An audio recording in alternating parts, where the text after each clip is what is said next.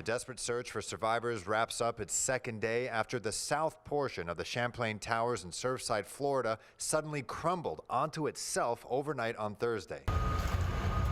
Heavy machinery, first responders, and dogs have been deployed as nearly 160 people have been reported missing.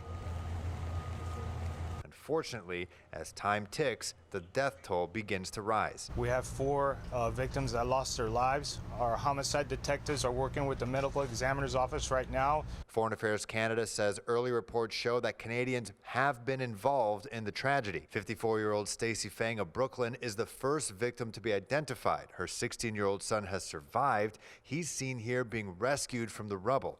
The collapse is still under investigation. The condos are made out of reinforced concrete and steel, and despite how strong those materials may be, civil engineer Samir Chidiak says something seemingly as harmless as salt could pose a threat if not looked after. We've seen what happened in Canada when salt is added to for desalting, for de-icing, I meant.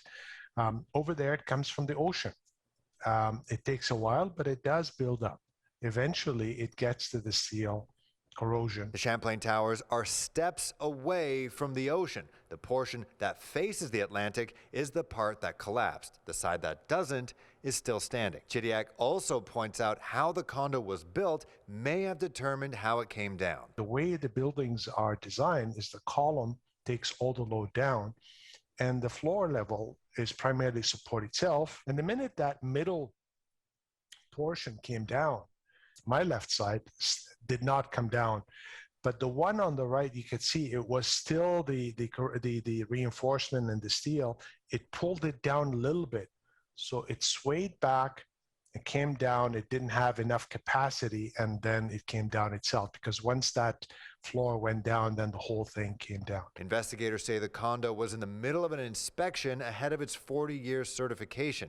Crews were also updating the roof at the time of the devastation. However, at this point, it hasn't been ruled as the cause of the tragedy. President Joe Biden says his administration will provide full support to Florida now and in the coming weeks and months. He also talked about the people who are still waiting to hear about their loved ones.